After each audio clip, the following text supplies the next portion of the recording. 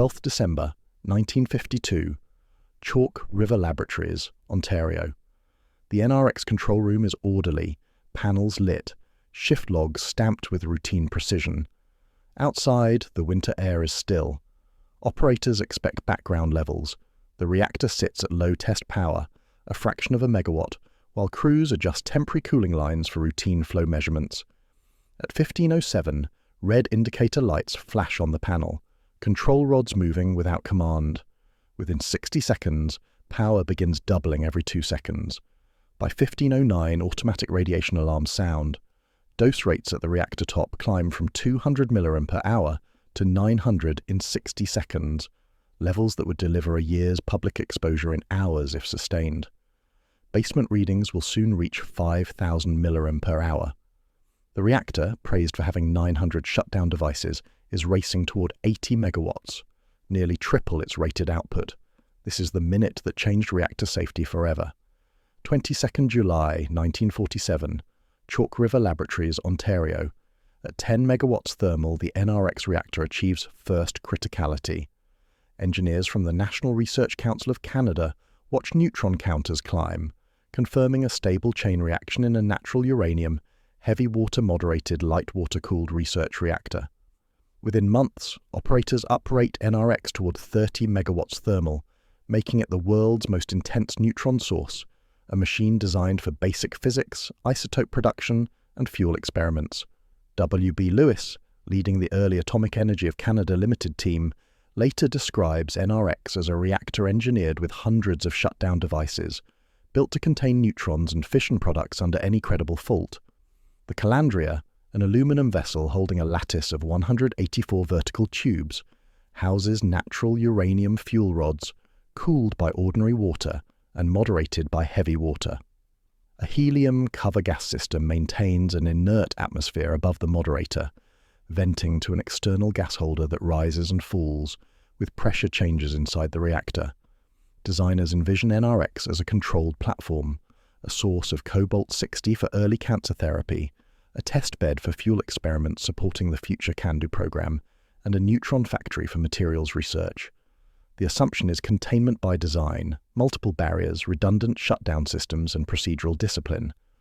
On 31st March 1952, administrative control transitions from the National Research Council to Atomic Energy of Canada Limited, and the Atomic Energy Control Board is established as federal regulator, formalizing oversight of what had been an experimental program. Lewis later characterizes the accident as stemming from a complex concurrence of mechanical defects in the shut-off rod system and operating errors which alone would not have caused serious trouble. The phrase is clinical, but it captures a truth. NRX's very high neutron flux and experimental flexibility require intricate control systems. The more complex the control, the more paths for subtle failure. By late 1952, NRX has run 5 years without serious incident at up to 30 megawatts thermal, a record of reliable operation. Yet its first major failure will occur not during a high-power run or a fuel-loading experiment, but during a low-power test meant to refine cooling data, an operation well within the reactor's envelope, where operators assume all margins are adequate. Early to mid-1952, NRX control room, Chalk River. The control panel holds banks of indicator lights, gauges, and 3 push buttons controlling the automatic rod banks and electromagnetic sealing magnets. A 4th button, the pneumatic trip that can blast rods downward in an emergency, sits several steps away, requiring a deliberate move. Operators trust this arrangement. It has worked for years. Engineers assume that combining gravity drop, electromagnets, and pneumatic drive for the 12 boron carbide shutoff rods, including the 4-rod safeguard bank, will guarantee rapid shutdown in any credible fault. The logic is straightforward. Rods are held up by electromagnets, loss of power drops them, the pneumatic system can either drive them down quickly or raise them slowly from below. Normal operating procedure uses 2 main push buttons, one for the safeguard bank, one for the remaining rods, plus a 3rd for the sealing magnets. The actual pneumatic trip control is physically separated, an intentional design requiring a deliberate action to activate emergency shutdown. The indicator system shows red lights when rods are moving or raised. Lights extinguish once rods pass a certain point on their downward travel, not when they are fully inserted. The distinction is subtle but critical. The control room sees lights out and assumes rods in, but the indicators confirm only partial travel.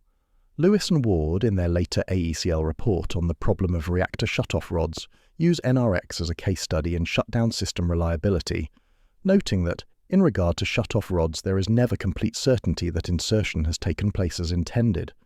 The indicator design and separate trip button create a dependence on operator vigilance and memory, rather than hard interlocks. The system is redundant on paper, but in practice it allows rods to appear down when they are not fully inserted. On 12 December 1952, this same system designed for redundancy will allow 3 safeguard rods to fail to fall, and a 4th to take approximately 90 seconds to insert, too slow for a runaway transient doubling power every 2 seconds. 12th December 1952, approximately 14:30 hours, NRX reactor, Chalk River. Operators prepare coolant flow tests on selected fuel channels. NRX sits at low power, approximately 0.1 megawatts, while crews disconnect ordinary high-pressure cooling from several tubes, install temporary cooling rigs and hoses, and set one channel to be cooled only by air. The tests are planned as routine engineering work to map coolant behavior under various flow regimes, well within NRX's operational envelope. The assumption is straightforward. Despite temporary piping, cooling margins and shutdown systems remain adequate for low-power operation. The heavy water moderator level is to be raised from 2.6 meters to 2.77 meters in the calandria to support the measurements, providing additional neutron moderation and slight positive reactivity. Several valves in the basement pneumatic system have had their handles removed to prevent inadvertent operation, but the valves can still be turned with tools, a safeguard intended to deter casual error, not to provide a hard interlock. The shift supervisor and basement operator coordinate preparations, checking pressures and valve alignments. The altered coolant configuration, however, increases sensitivity to any power excursion. Boiling in the temporarily cooled tubes will have disproportionate reactivity effects. As ordinary water boils away, fewer neutrons are absorbed in the coolant, increasing reactivity in a positive feedback loop, a known phenomenon, but one considered manageable at the planned test power. At 15:07, the first mistaken operation of those basement valves will begin moving shut-off rods without any intent to start the reactor. The supervisor, working in the basement, will open 3 or 4 pneumatic bypass valves whose removed handles were supposed to prevent exactly this action. Air pressure above the rod pistons will drop, pressure below will rise, and control rods will lift out of the core. Red lights on the control panel will suddenly illuminate, signaling unauthorized rod motion. The chain of events that follows will unfold in less than 1 minute, driven by a miscommunication, a design flaw, and a coolant configuration that turns a recoverable transient into a destructive excursion. 12th December 1952, 15:07 hours, NRX basement and control room, Chalk River. The basement operator opens 3 or 4 pneumatic bypass valves whose handles have been removed to deter casual use. The valves reroute compressed air so that what should be a downward force on the rod pistons becomes an upward lift. Air pressure above the pistons drops, pressure below rises. 3 or 4 control rods lift out of the core. Red lights on the control panel suddenly illuminate. In principle, rod motion is tightly supervised. In practice, an operator error, opening the wrong valves, defeats the intended safeguard of removed handles. The supervisor in the control room sees the red lights, phones the basement immediately, and orders the operator to stop. He then goes downstairs himself to close the valves and check pneumatic pressures. When the supervisor closes the valves, the rods fall just enough to clear the red lights. Indicator lamps extinguish as rods pass the threshold sensor, but the rods do not fully reinsert into the reactor, for mechanical reasons not understood, as later reports phrase it. This partial reinsertion leaves the core with less negative reactivity than the control room indicators suggest. The control room believes NRX is shut down. In reality, the reactor is in a latent, vulnerable state. subcritical, but closer to criticality than intended. The supervisor, satisfied that the red lights have cleared, prepares to finalize the rod configuration before raising the moderator level. At this moment, NRX is nominally off, heavy water is about to be raised, and a phone call from the basement will trigger the critical miscommunication. The time is 15:07. Within seconds, a single misspoken button number will convert this subcritical configuration into one with substantially positive reactivity, setting up an exponential power rise that doubles every 2 seconds. 12th December 1952, 15:07 to 15:08 hours. NRX control room and basement, Chalk River. From the basement, the supervisor phones the control room, intending to instruct his assistant to press the push buttons that seal the rods into the pneumatic system and then drive them down. Over the phone, he accidentally gives the wrong button numbers. Instead of the sealing magnet button and the rod insertion button, he gives the number of the pneumatic system button and the number of the safeguard bank withdrawal button. Procedure assumes clear, unambiguous communication of button numbers. Instead, a single slip reverses the intended action. The assistant in the control room, seeing that the rod indicator red lights have cleared, assumes the supervisor's request is routine. He puts down the telephone handset on the console, presses the safeguard bank withdrawal button, and triggers the raising of 4 high-worth control rods, while several others remain only partly inserted. The supervisor realizes his mistake immediately and yells into the telephone, but the assistant cannot hear with the handset sitting on the desk several feet away. This single misissued command converts a safe, subcritical configuration into one with substantially positive reactivity. The safeguard bank begins to rise. Within seconds, neutron multiplication increases sharply. Reconstruction will later show that NRX's power begins doubling every approximately 2 seconds. The time is 15:07. The power trace on the NRX strip chart recorder, which had been flat near 0.1 megawatts, begins to bend upward. Operators in the control room notice the movement within 10 to 15 seconds, but by then the reactor is already climbing toward 1 megawatt. The assistant, now aware of the error, attempts to activate the release mechanism for the safeguard bank to drop the rods, but the pneumatic seals had never been set. The system cannot blast the rods down as designed. 12th December 1952, 15:07 to 15:08 hours. NRX control room, Chalk River. The power trace on the NRX recorder climbs from low test power toward the 1 megawatt range. Later analysis estimates that with several rods partially inserted and the safeguard bank withdrawing, power doubles every approximately 2 seconds, a rapid exponential rise driven by the additional positive reactivity introduced by removing the high-worth safeguard rods. Control philosophy assumes any unexpected power rise can be halted by promptly tripping the rods. Instead, when the assistant activates the release mechanism for the safeguard bank after approximately 20 seconds, nothing happens. The pneumatic seals had never been set after the earlier basement valve incident, so the system cannot blast the rods down. 3 safeguard rods do not fall at all. The 4th falls much more slowly than designed, taking about 90 seconds to fully insert, far too slow to arrest an exponential transient. The control room team notices the rapid increase. Another operator moves to throw the switch that will dump the heavy water moderator, the reactor's ultimate shutdown mechanism. With normal cooling, calculations later show NRX would have leveled near 20 megawatts as negative temperature coefficients balance the added reactivity. But the altered coolant configuration, temporary hoses, reduced flow, one tube cooled only by air, makes the system unstable. The total time that power remains above 1 megawatt is less than 62 seconds, but within that minute, coolant conditions begin to feed back positively. After approximately 10 seconds above 1 megawatt, NRX reaches about 17 megawatts.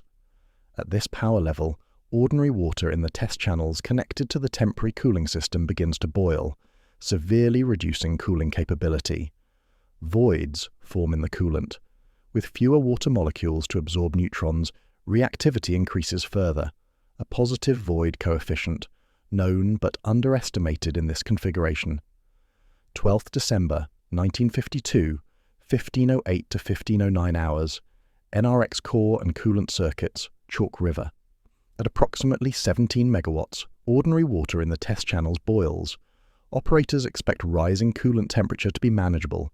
Instead, voids in the coolant introduce positive reactivity feedback. As water boils away, fewer neutrons are absorbed, and reactivity continues to rise even as operators scramble to respond. Someone in the control room throws the switch to begin dumping the heavy water moderator approximately 14 seconds after the first clear sign of runaway. Moderator dump is NRX's ultimate shutdown mechanism. Draining heavy water from the calandria removes the neutron-slowing medium, driving the reactor subcritical regardless of rod position. But the response is not instantaneous. NRX power continues to rise for about 5 seconds even after moderator dump begins, driven by the lag between valve opening and actual moderator level drop, and by the continuing positive feedback from coolant boiling. Power peaks at approximately 80 megawatts, nearly 3 times NRX's rated output of 30 megawatts thermal. Then, as moderator level falls, neutron multiplication drops sharply. 25 seconds after the peak, reactor power reaches zero. The chain reaction is over. The test configuration of cooling, not the basic NRX design, has turned what might have been a mild transient into a destructive power excursion that ruptures fuel and calandria tubes. Gauges in the control room show a new problem. Helium pressure above the moderator is dropping sharply. The helium cover gas system is designed to maintain an inert atmosphere and vent slowly to the external gas holder. Rapid pressure loss indicates major damage inside the calandria. Ruptured fuel cladding, broken tubes, breached containment barriers. The chain reaction has been quenched, but the fuel damage is releasing fission products into the reactor building, and the situation is about to escalate further. 12th December 1952, 1509 to 1547 hours. NRX building and Chalk River site, Ontario. Automatic radiation alarms sound at 1509.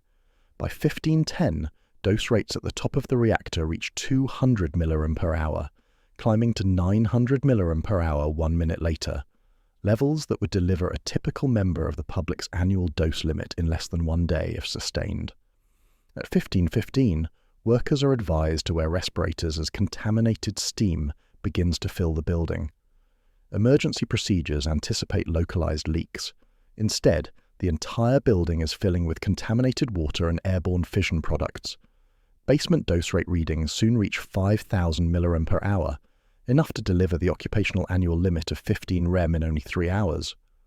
Staff in a neighboring building call to report their radiation detectors reading off-scale. An electrician working on a pole near the ventilation stack receives 350 mrem on his film badge before the site-wide stay indoors siren sounds at 1517. Inside the calandria, burst fuel and ruptured tubes release helium, hydrogen, and fission product gases. The external gas holder dome, visible outside the NRX building, first sinks as helium escapes through damaged seals. Then at 1511, the dome suddenly jumps to its highest point, evidence of a hydrogen-oxygen explosion inside the calandria.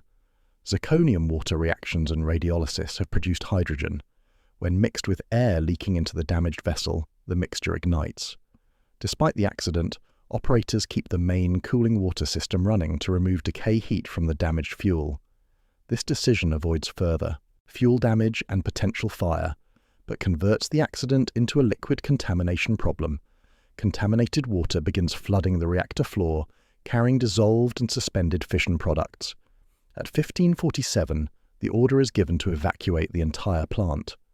By early evening, the chain reaction is long over, but the NRX building is awash in contaminated water that has no designed route for safe disposal.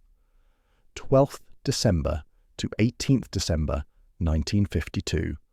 NRX building and disposal area, Chalk River. By 1800 hours on the day of the accident, the reactor hall floor is awash. Within a few days, radioactive water reaches approximately 1 meter deep, filling the basement, gas holder room, and heavy water tank rooms. Designers anticipated leaks, but not a sustained flow of contaminated cooling water at approximately 4 liters per second, with no integral sump and disposal system sized for such volumes. AECL operations staff and health physics teams implement ad hoc water management under Atomic Energy Control Board oversight. A 1 million litre clean water storage tank is emptied to the Ottawa River, then refilled with contaminated water pumped from the flooded NRX building. Ultimately, approximately 4.5 million litres of contaminated water are collected, containing on the order of 10,000 curies, approximately 3.7 times 10 to the 14th becquerels of long-lived fission products. Engineers construct a 1.6-kilometre pipeline to a sandy disposal ground northeast of the reactor site. The contaminated water is pumped to this area and discharged into shallow trenches where it seeps into the sandy soil. Monitoring crews track the plume with radiation detectors and water samples. Observations show no detectable radioactivity above natural background levels in the creek draining the disposal area, or in Ottawa River, water intakes located 22 kilometres and 37 kilometres downstream.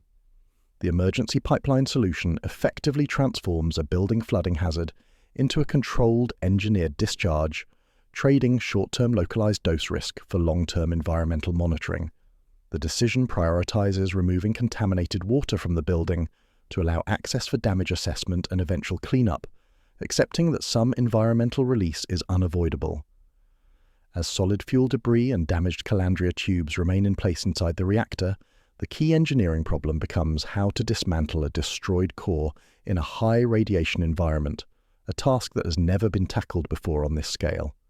January to February 1953. Chalk River Laboratories, Ontario. At AECL meeting rooms, engineers and managers review damage assessments. 22 of 184 fuel rods are ruptured. The calandria is seriously compromised but structurally intact. There is no off-the-shelf procedure for dismantling a wrecked research. Reactor, NRX was supposed to be a long-lived national flagship, not a decommissioning case study 5 years after first criticality. AECL operations leadership begins planning for remote tools, shielded buckets, and long-handled devices to retrieve fuel debris. Dose management regimes are established under the contemporaneous occupational limit of 15 rem per year, 0.15 sieverts, enforcing short time slots in high-dose areas. Kim Krenz later notes that the work was done mainly by AECL operations, with outside support brought in for specialized tasks. AECL decides to invite assistance from the United States Navy, the United States Atomic Energy Commission, and the United States Naval Radiological Defense Laboratories, partly because NRX has been supporting United States naval fuel experiments. International cooperation in reactor accident response is unprecedented, but the scale of the task and the strategic importance of the facility justify the request. Development of mock-up facilities begins immediately. Teams build full-scale wooden replicas of the calandria, headers and fuel channels.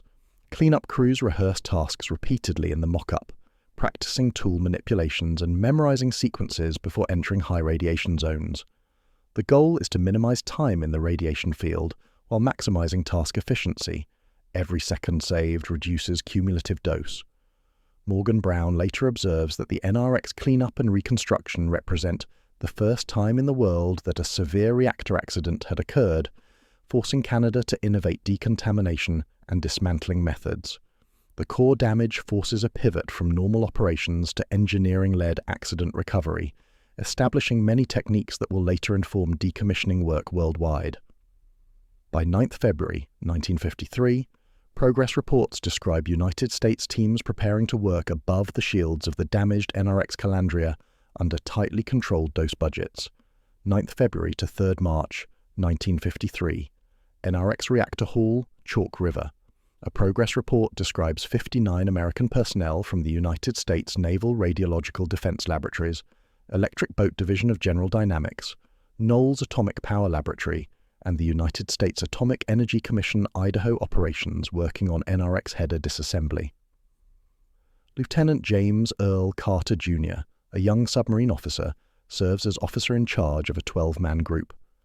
Popular narratives later claim Carter saved Ottawa, or personally lowered himself into the reactor core. Archival research shows a more prosaic but still demanding role. The work takes place above approximately 2.6 meters of thermal and biological shielding, not inside the core itself, but still in strong radiation fields from contaminated piping, headers, and structural components. Operations are scheduled so that 4 men work at a time, each in gas masks and protective clothing, with initial work periods of 30 to 75 minutes, later optimized to 2 45-minute periods per day. The total dose allocation for header operations is approximately 50 Röntgens, approximately 0.5 sieverts, spread across 33 individual headers. This dose, divided among 59 men, gives an average of approximately 8.5 millisieverts per person, roughly 3 times the annual public dose benchmark of 3 millisieverts, but well below the occupational limit of 150 millisieverts per year, in effect at the time. USNRDL personnel coordinate operations, Mr. Bayer of Electric Boat plans specialized tooling. Each task is choreographed. Locate the component, disconnect fittings, lift with long-handled tools, transfer to shielded containers, exit the area. Crews work in shifts, rotating frequently to spread dose exposure.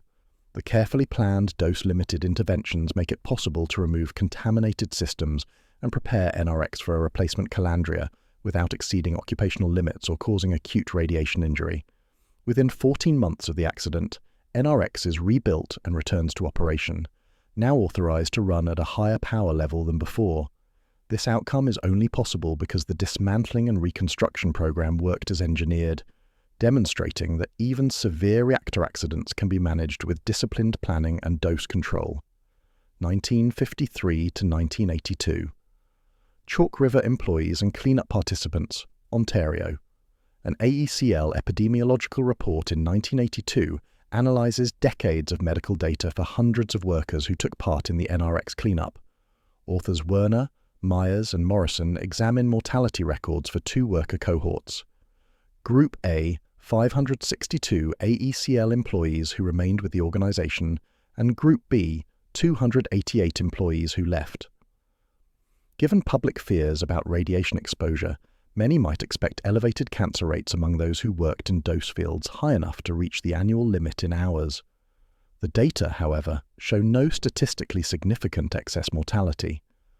Dosimetric reconstruction shows Group A collectively absorbed approximately 2,021 rem, approximately 20 sieverts, while non-AECL participants absorbed another approximately 600 rem, approximately 6 sieverts. The accepted occupational dose limit in 1952 was 15 rem per year, 0.15 sieverts, and high building dose rates required spreading cleanup work over hundreds of people to stay within limits. Mortality data from Canada's National Vital Statistics database show 23 cancer deaths between 1966 and 1980 among cleanup workers, a number marginally smaller than that found in a similar-sized group in the general population. No leukemia cases are noted, despite leukemia being considered one of the most radiation-sensitive cancers with the shortest latency period. Jedicke's summary states that participation in the NRX cleanup did not have a harmful effect on the health of those involved. The combination of strict dose limits, careful rotation of personnel, and extensive monitoring demonstrates that severe reactor accidents do not necessarily imply long-term health disasters for well-managed worker cohorts. NRX was the world's first severe reactor accident, but its long-term health signature, at least among documented AECL workers, remains statistically indistinguishable from background population expectations. The findings support the effectiveness of dose management protocols established during the cleanup, protocols that would inform occupational health standards for decades to come. 1953 to present, Chalk River, Ottawa, and the international nuclear community. Later safety literature and design texts cite the accident to the NRX reactor on December 12, 1952, ACL report number 232, as a key case study in shutdown systems, human-machine interface, and accident management. NRX was intended as a cutting-edge but controllable research reactor. The accident revealed how even a machine praised for having 900 devices for shutting it down could still be vulnerable to coupled human and mechanical failures. AECL engineering teams implement redesigned control systems, improved rod position indication showing full insertion, robust interlocks preventing conflicting commands, and independent shutdown paths ensuring that no single failure, mechanical or human, can defeat all safety systems. Regulatory evolution proceeds from the Atomic Energy Control Board to today's Canadian Nuclear Safety Commission, which explicitly lists the partial meltdown of the NRX core in 1952 in its institutional timeline as a formative event in Canadian nuclear oversight. NRX is refurbished and restarted approximately 14 months and 5 days after the accident. The reactor remains in operation until 1993, 41 additional years, becoming a long-lived platform for neutron scattering research, medical isotope production, and safety experimentation. Lessons from NRX feed directly into the design philosophy of later CANDU reactors: diversity and independence of shutdown systems, guaranteed negative shutdown margin under all conditions, and close attention to operator ergonomics in control rooms. Internationally, NRX becomes an early data point in accident magnitude scaling. The International Nuclear Event Scale later classifies the incident as Level 5, accident with wider consequences, recognizing both the severe core damage and the successful prevention of off-site health effects. Lewis's abstract notes that the accident released on the order of tens of thousands of curies of fission products from long irradiated fuel, yet engineered measures successfully disposed of the contaminated water and prevented detectable radiological impact at public water intakes 22 and 37 kilometers downstream. The NRX accident transforms Chalk River into both an early warning and a technical laboratory for reactor safety. The facility's experience influences hardware design, emergency planning protocols, and regulatory frameworks for decades. Design improvements pioneered during NRX reconstruction, diverse shutdown systems, fail-safe interlocks, better control room ergonomics, become standard features in research and power reactors worldwide. Yet Lewis's oft-quoted observation endures. Despite its reputation for shutdown redundancy, NRX's accident demonstrated that actual safety depends on the reliability of a few valves, a few push buttons, and the people who used them.